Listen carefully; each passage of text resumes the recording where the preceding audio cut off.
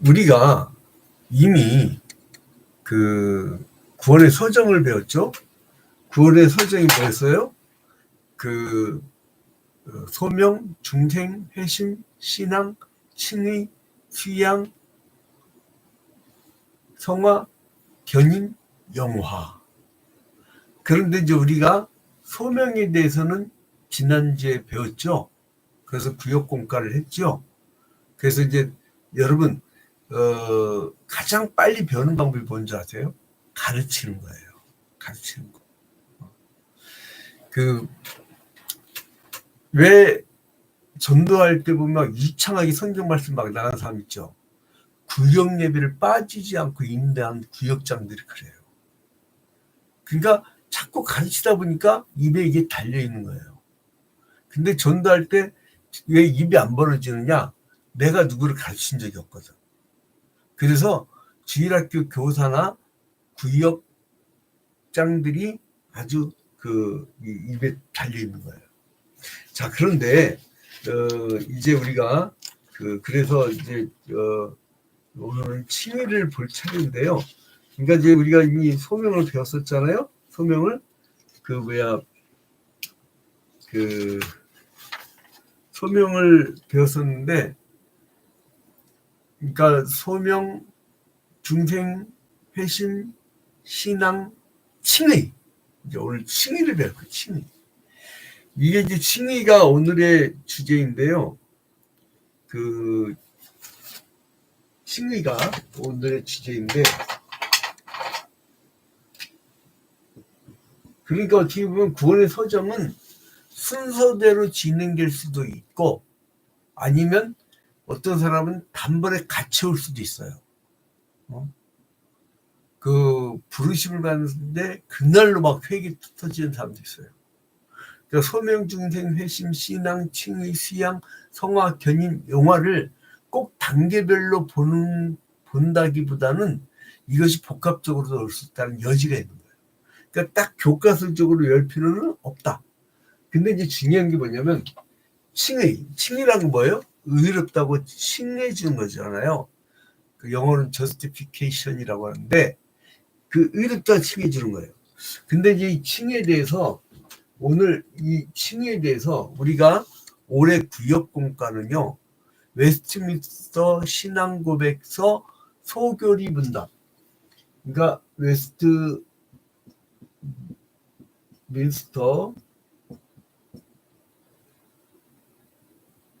신앙고백서 거기서 대요리 문답이라고 해서 전체 틀을 가르치는 대요리 문답이 있고 전체 교리, 그리고 소교리 문답이라고 해갖고요.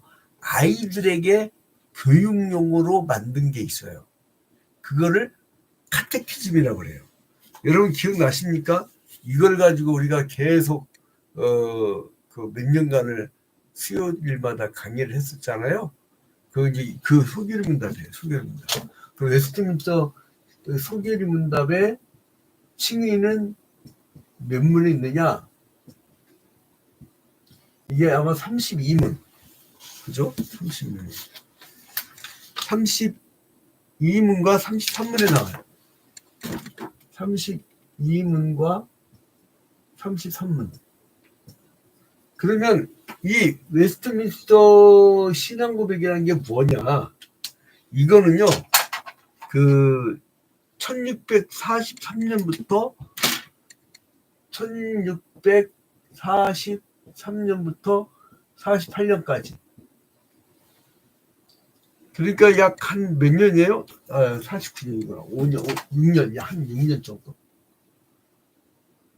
이게 49년. 원숭이도 다음에 떨어질 수가 있습니다. 자, 49년까지. 한 6년간을 이제 이 신학자 목사님들 121명.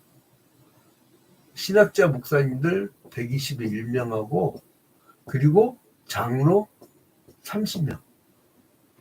이 장로도 그냥 장로가 아니라 상원 의원이 10명. 상원 의원이 10명. 그리고 하원 의원이 20명 이렇게 모여가지고 이 사람들이 그 당시에 아주 소위 말하는 개혁주의 신학이라고 하잖아요.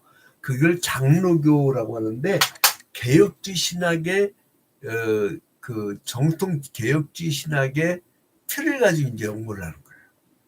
그래서 이 사람들이 웨스트민스터 소결문답 32문부터 33문에 보면 어떤 내용이 나오냐면 칭의에 대한 내용이 나오는데, 자 32문에 효력 있는 부르심을 받는 자들에게 이 생에서 무슨 유익이 있습니까?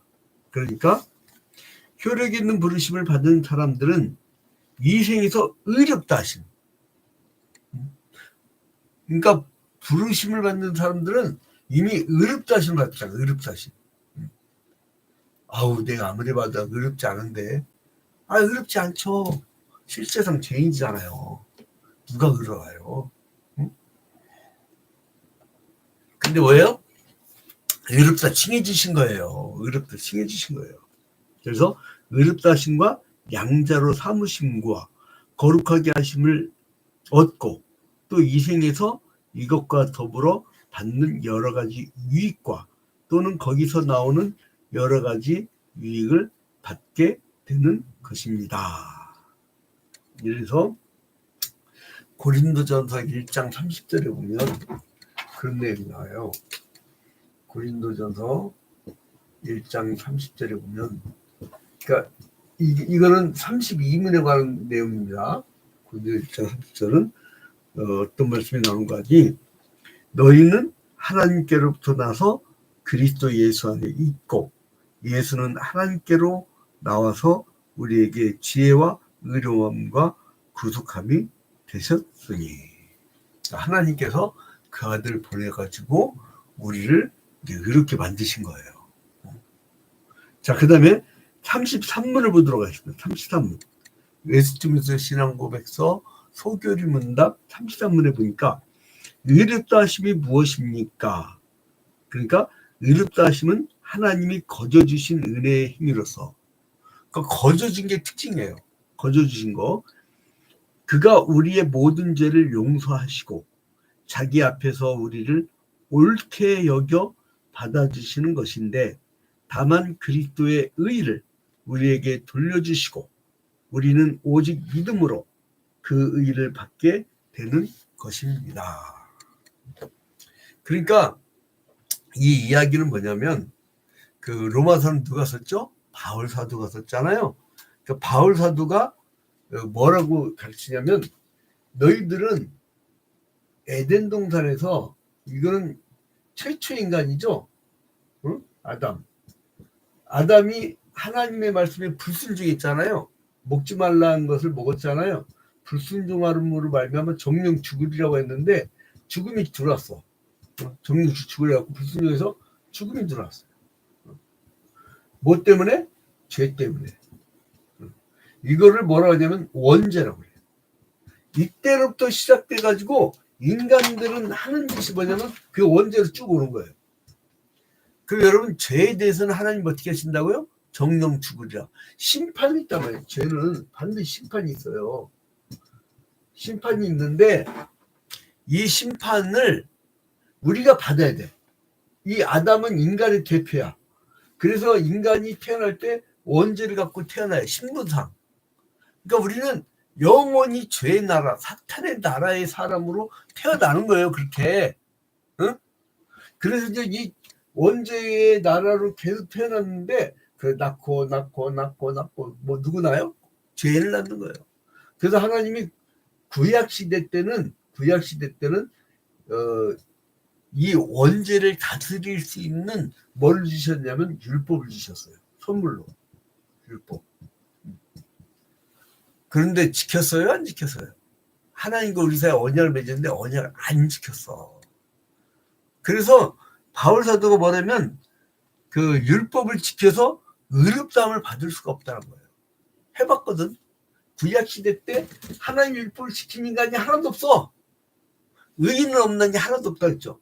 그래서 이제 신약 시대로 넘어오면서 하나님께서 야 너희들은 토지 안 되겠다. 그냥 이 심판을 내 아들 예수 그리스도가 받아버릴게. 어디서 심판을 받았냐? 십자가로. 그러면 이 심판을 받았단 말이에요. 그러면 사람들이 뭐 심판을 받아. 나는 그냥 원죄인으로 살아가고 있는 거야. 이러면 끝나는 거야. 관계가 없어요. 관계가 없어요. 자, 여러분, 옛날에 우리가 80년대 기억나십니까? KBS 광장 앞에서 이산가족 찾기. 근데 거기에서 오늘은 전쟁 상황이니까 나가서 놀지 말아라. 그런데 애가 이제 잘못 끌려가갖고 이산가족 된 얘기도 있고 그랬잖아요. 근데 부모로부터 가출하고 떨어져 나가버리면 그거 어떻게 한대, 그거 어떻게 할까요, 여러분? 응? 죽여 살려. 보이지도 않는데.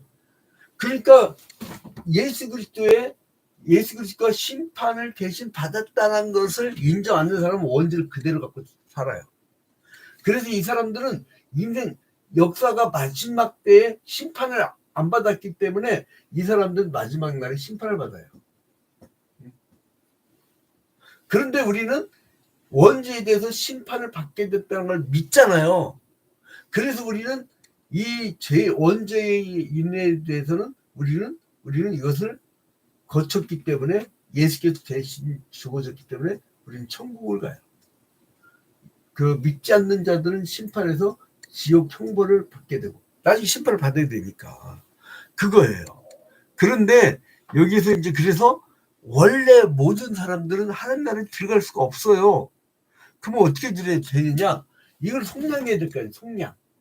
그래서 예수께서 이 원죄를 속량했다 이거. 속량. 그러니까 우리는 하나도 어렵지 않은데 우리의 죄를 사해 주시면서 우리의 죄를 속량해 주면, 속량은 뭐냐면 여러분 노예나 다른 나라 포로들을 데려올 때에 자기가 돈 주고 사는 거예요. 그러니까 우리는 죄의 나라의 백성들이었는데 우리를 예수님께서 속량, 즉 우리를 죄의 포로를 우리를 사신 거야. 그래서 어떻게 설명하셨냐? 이 심판을 받았던 걸 믿는 자들에게는 어떻게 했냐면, 그래 너 심판받았던 걸 믿었으니까 의롭다고 칭해줄게. 바로 칭의. 의롭다고 칭해주신 거예요. 의롭다고 칭해준 거예요. 자, 그래서 이 칭의란 거는요, 예수 그리스도의 의에 기초한 거예요. 예수님의 의. 그러니까 나는 하나도 의롭지 않고 인간은 의롭지가 않아. 근데 예수 그리스도의 의를 힘입어서 예수 그리스도의 의를 힘입어서 그 의를 힘입어 가지고 이제 이 죄인이 마치 율법에서 요구했던 것이 죄인은 반드시 심판받는다는 그 율법의 원리대로 예수께서 십자가 달려 죽으시면서 율법의 요구를 다 완성하신 거예요. 이거를 뭐라 하면 재판적 행위라고 해요. 재판의 행위. 심판 받았다 이거예요. 여러분, 일사부재일이라고 있습니다. 일사부재일. 아무리 극악무도한 범죄인이라도 자기가 형기를 마치고 나가면 너 아무래도 안 됐다. 너 불안해갖고 너 다시 깜빵으로 들어와. 그렇게 안 되는 거예요. 그리고 야, 재판 다시 하자. 이거 더 청량 늘 얘기인데 그것도 안 돼. 한번 딱 판정받으면 그걸로 그만이에요. 그래서 이 칭의는 성향이 뭐가 있냐면, 이 칭의는 성향이 첫 번째로 법정성이 있어요. 법정성. 의롭다 하면 그냥 의로하신 거야. 그래서 사람들 고민하죠. 야, 아무리 의롭다고 하지만 내가 볼 땐 저거 집사가 아니라 잡사인데, 어제는 온종일 어떤 성도하고 이제 상담을 했는데 과거가 파란만장하더만. 다 고백을 해갖고 무슨 고해성사 하는 것도 아니고 다 고백하는데 이 파란만장해. 근데 자기 자신이 자기는 죄인이고 막 이런 얘기를 해요. 근데 하나님이 의롭다 칭해준 거예요. 그럼 우리가 고민되잖아. 아무리 봐도 집사가 아니라 잡사인데 이거 뭐 내가 천국 가겠어? 그렇게 생각하는 사람일지라도 그렇게 생각하는 사람일지라도 하나님은 그래서 짠 칼뱅이 기독교 강의에서 멋진 말을 해요. 뭐라고 하냐면 실제상 죄인이나 원칙상 의인이다. 실제 죄인 맞아. 하는 짓 보면 잡사가 맞아. 그러나 하나님이 의롭다고 칭해 주셨다는 거예요. 실제상은 죄인이 아직도 그 죄의 기질이 있어 자범죄를 지을 수밖에 없어. 그러나 하나님이 원칙적으로 그냥 의인이라 칭해 주신 거예요. 그게 은혜란 거예요. 법정적으로 결정된 거야. 판결된 거야. 우리는 지옥을 안 가고 천국 가기 간다는 것을 판결해 준 거예요. 그게 법정성이 있어요. 두 번째로는 은혜성이란 거예요. 은혜성. 두 번째로는 은혜성. 칭의는 두 번째 은혜성이 있어요. 특징이에요. 특징. 이 은혜성이 뭐냐? 내 의가 아니라 예수 그리스도의 의로 힘입는 은혜. 예수 그리스도의 의로 힘입는 은혜로 말미암아 구원을 받은 거예요. 그 다음에 이제는 뭐가 있냐면 즉각 완전 최종성이 있어요. 세 번째, 즉각 완전 최종성. 이건 뭐를 비하냐? 이 특징은 즉각적이야. 그냥 의롭다 칭하면 그걸 그만이야. 야, 그런 게 어디 있어요? 얼마나 감사해요. 그리고 완전히 이루어진 거야. 나는 부족하고 난 실제상 죄인인데 원칙상 완전하게 의인이라고 판정해 준 거예요. 그러니까 여러분 성도가 됐으면 하나님이 완전하게 의인이라고 칭해 주신 거예요. 여기서 헷갈리면 안 됩니다, 여러분. 내가 아무리 봐도 불안해. 내가 하는 짓 보면 너무 불안해. 당연히 불안해야죠. 자범죄 짓고 불안 안 하면 그게 철면피지. 응? 그리고 나서 뭐 최종성. 그건 끝난 거야. 의인이라고 된 거야. 그 다음에 이제 네 번째는 선언성.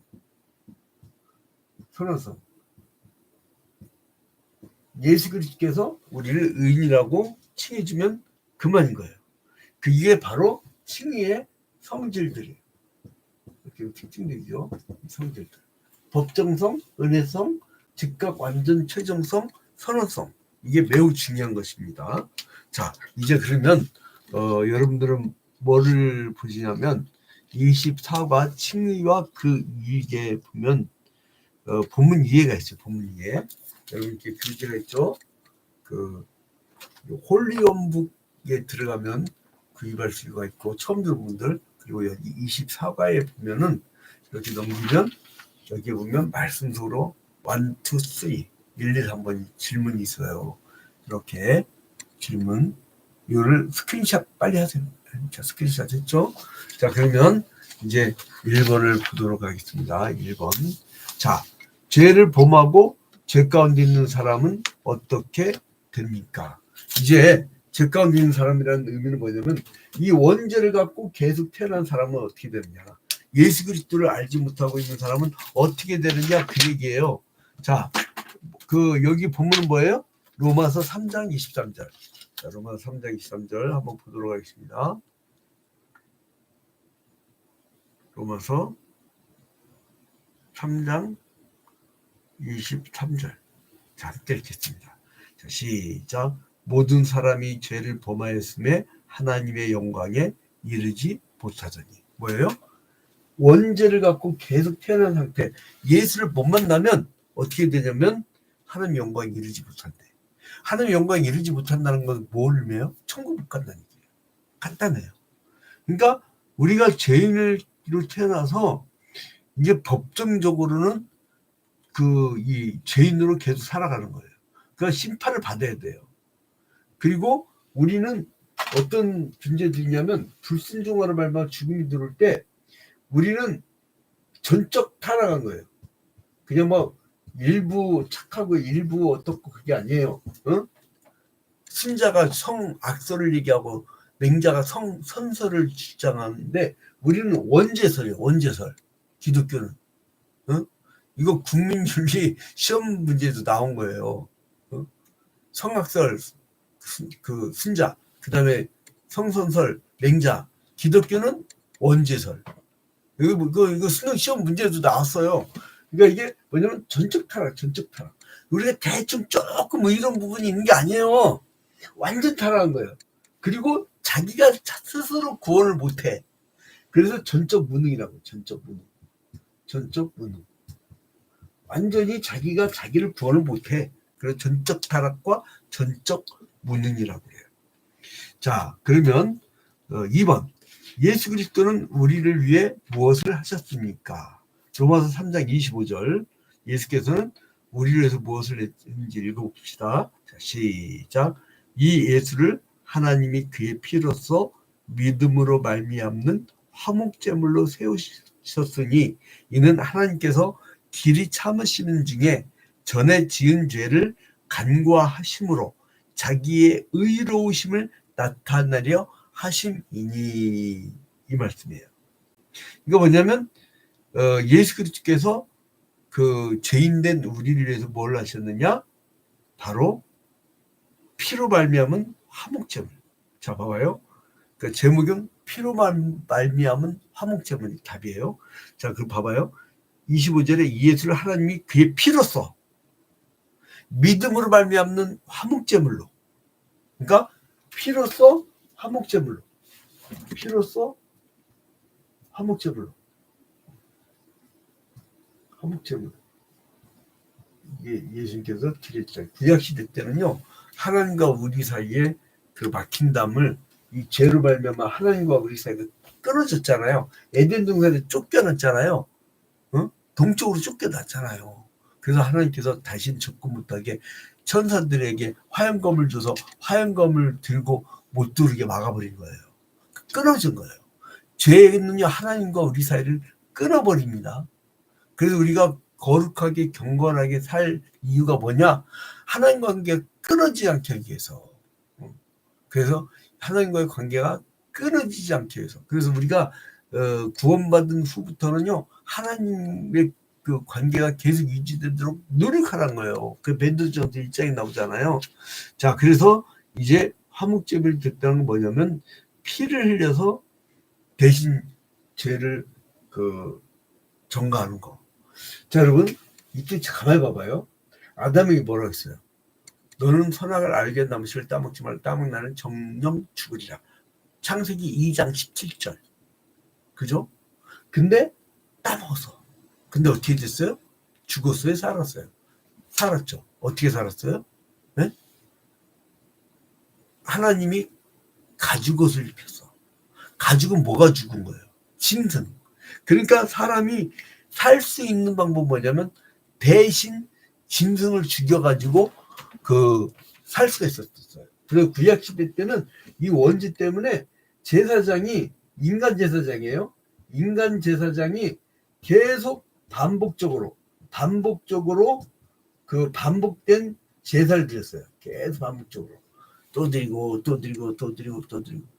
그런데 우리의 대제사장이신 예수께서 이 구약의 모든 제사장들의 사역을 다 끌어안고 단번에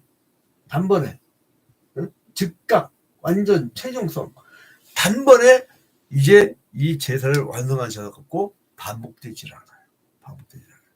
그래서 이제 그러니까 여기서 봐봐요.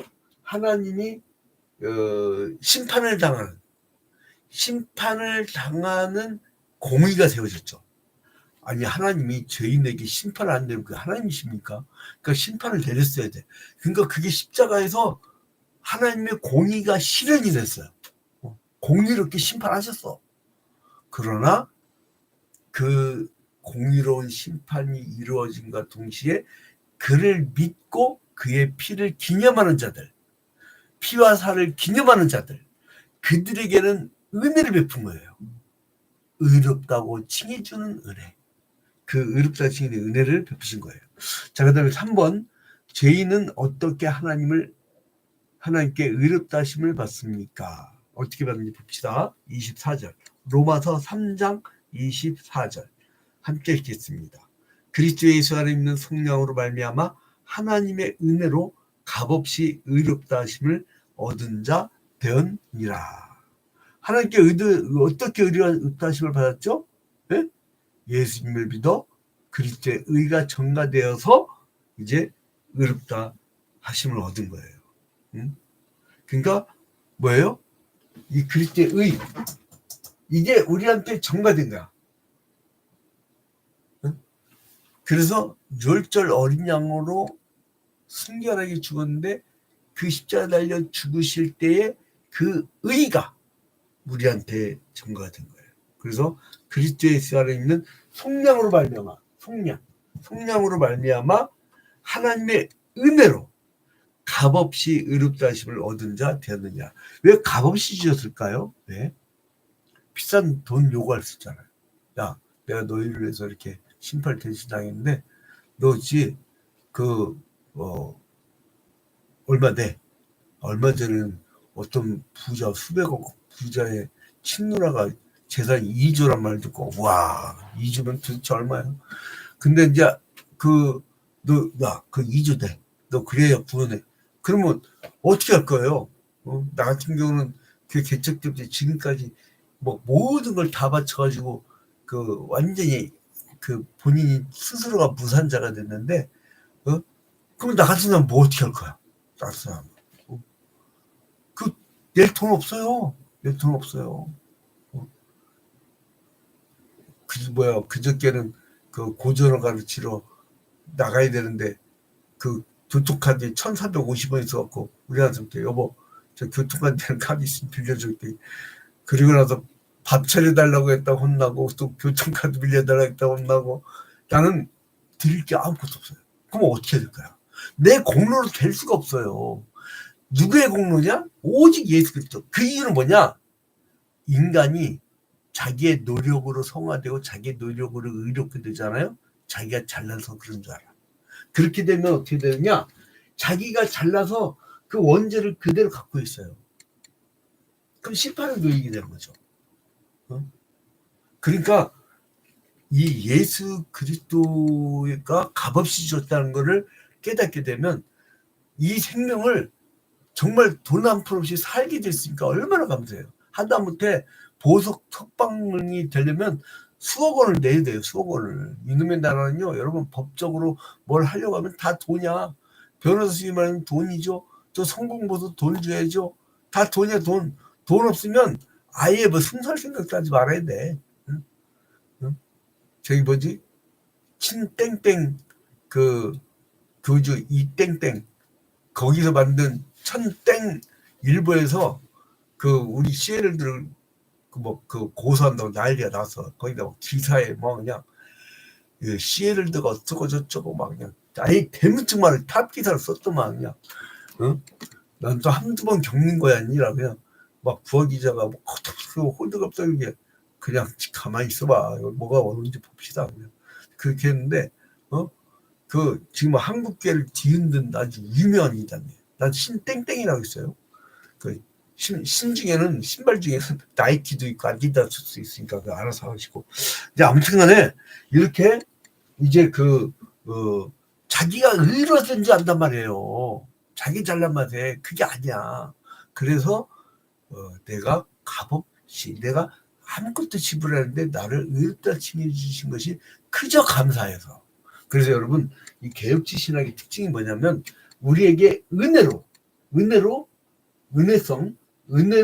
의롭다 해주셨기 때문에 우리는 그 은혜에 반응하는 게 여러분 그 신앙생활입니다. 하나님 주신 은혜에 반응하는 거. 그죠? 감사하고 찬양하고 그저 그게 은혜로운 거죠. 은혜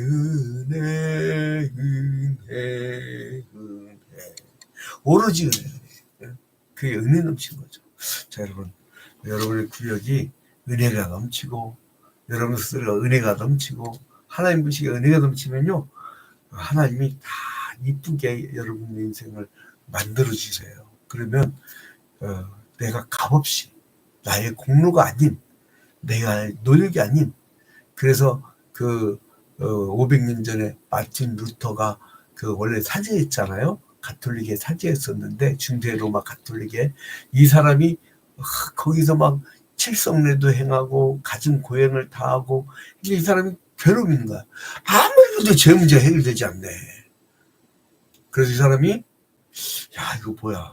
중세 로마 가톨릭은 엄청난 칠성례부터 엄청난 고행을 하는데 이거 뭐야. 그런데 이 사람이 어느 날 갑자기 로마서 1장 16절부터 18절 보다가, 오직 의인은 믿음으로 말미암아 살리라라고 하는 이신칭의의 교리를 딱 깨닫는 거야. 오직 의인은 믿음으로 말미암아 살리라. 그래서 나의 공로로 사는 게 아니라, 내 노력으로 사는 게 아니라, 내 경건의 훈련으로 사는 게 아니라, 오직 내가 예수 그리스도의 십자가로 말미암아 심판을 받아 원죄가 해결됐다고 하는 믿음으로 사는구나. 믿음으로. 그래서 그 은혜에 믿음으로 감사 반응을 일으키는 게, 그게 바로 은혜 받았다는 거예요. 은혜 받았다는 거예요. 중세 로마 가톨릭이나 아니면 저런 오순절파는 내가 막 뭐를 해가지고 내가 업을 쌓아서 성화가 되어서 신을 감동시킨다라고 하는 약간 이방 신관이 굉장히 섞여져 있어요. 근데 우리는 전적 무능, 전적 부패하고 전적 타락한 우리가 하나님의 은혜로 말미암아 살았다. 거기에 대한 반응. 여러분, 신나는 일이 있으면 어떻게 돼요? 콧노래 부르잖아요. 여러분, 우리나라가 브라질 한 10대 이겼다. 전 국민 난리 날걸? 우리나라가 월드컵 우승을 했다. 아마 난리 날걸, 좋아가지고. 그것보다 더 한 게 뭐냐면, 죽은 우리가 산 거 아니에요. 여러분 죽었었어. 여러분 심판받아 되었었어. 근데 우리가 이제는 은혜로 살았다. 그래서 우리가 찬양할 수밖에 없고, 그래서 기도할 수밖에 없고, 그래서 우리가 말씀을 보면서 두고잘자리 은혜가 넘치는데 얼마나 좋습니까? 이 생활이. 그래서 어제 누구 상담하면서 이 좋은 생활로 들어와라. 이제 딱 끊어라. 이 죄된 생활을 딱 끊지 않고는 당신은 영광에 이르지 못해. 그러니까 믿음 생활로 접어들어라. 그렇게 강하게 고민한 적이 있습니다. 자, 여러분, 은혜가 넘치는 한 주가 되기를 주님의 이름으로 축원드립니다. 이제 찬송가를 이번 주에는요, 마지막 이제 말씀 이렇게 구역공까지 끝났잖아요. 그러면은 말씀 나눔이라고 해갖고 은혜 받은 바를 서로 돌아가면서 말하게 구역장이 인도를 해야 돼요. 그리고 찬송가는 앞에는 285장, 그리고 뒤 찬송은 295장,